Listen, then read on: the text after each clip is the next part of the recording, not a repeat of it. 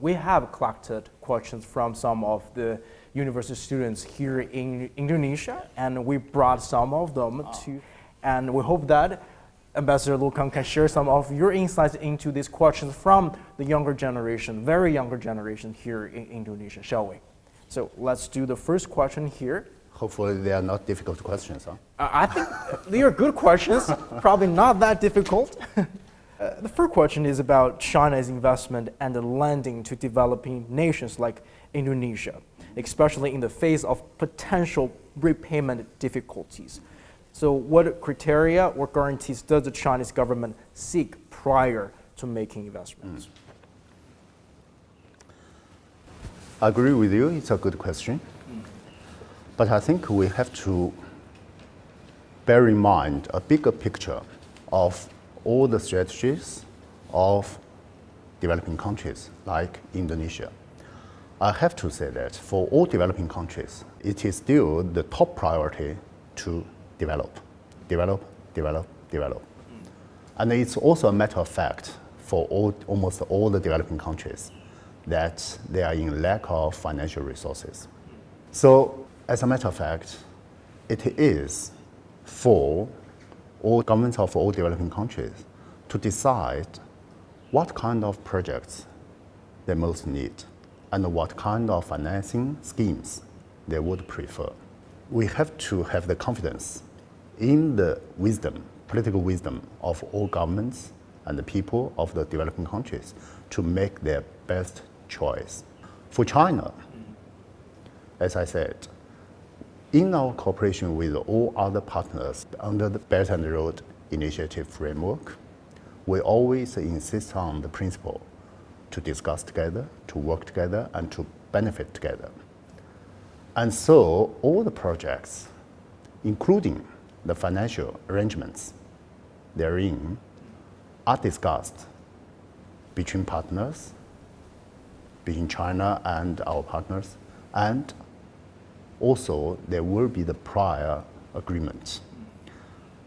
An example I can tell you, for all the financial arrangements, why more and more countries would prefer China's loans? There are two reasons. First, there has never been any political preconditions attached.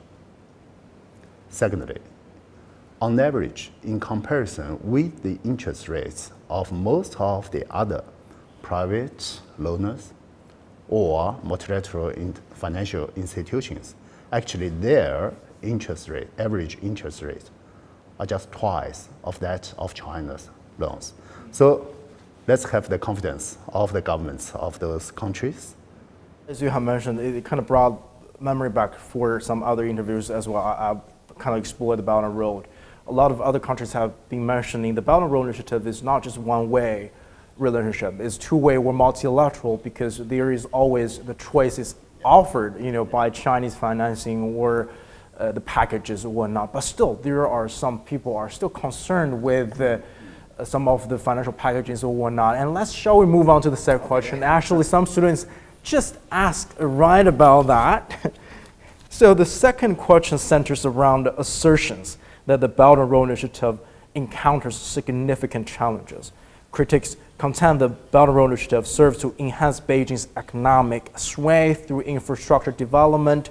So does the BRI impact the environment or sustainability, and what are some of the measures that does the initiative take to address sustainability concerns? From the very beginning, the very purpose of BRI is to enhance the connectivity in order to promote development, common development. So if that was just driven by China's own selfish pursuits or geopolitical ambitions, attempts, as described by some Western governments according to their own experience, you can't explain why in the past 10 years, more and more countries get on board. As a matter of fact, according to the statistics promulgated by the World Bank, ever since the launch of the cooperation, BRI cooperation, partners participating in this framework already saw some 4% of increase in the trade volume, some 5% increase in the inbound FDI, and that also increases the GDP growth by the low-income countries participating in BRI by some 3.5%. And also according to World Bank, this cooperation within the framework of BRI has already elevated more than 7 million people out of poverty, and is estimated to elevate some 32 million people out of poverty by the year 2030. So facts tell everything. Concerning the green development, we understand that actually environment protection has always been a challenge to all countries in pursuing industrialization and urbanization. As a matter of fact, that also explains why most of the industrialized countries are held accountable for the vast majority of the historical emissions. But now, for China, from the very beginning, we believe that the green background for development is most important. That's why President Xi Jinping advocated the Green Belt and Road Initiative cooperation.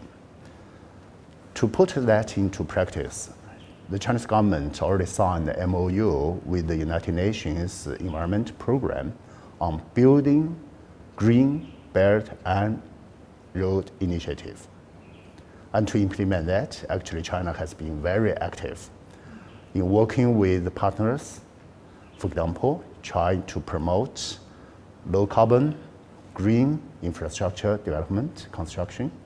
And also, we are very active in the technology sharing in green economy to help those countries which have the desire in capacity building to make them more equipped to deal with these kind of challenges.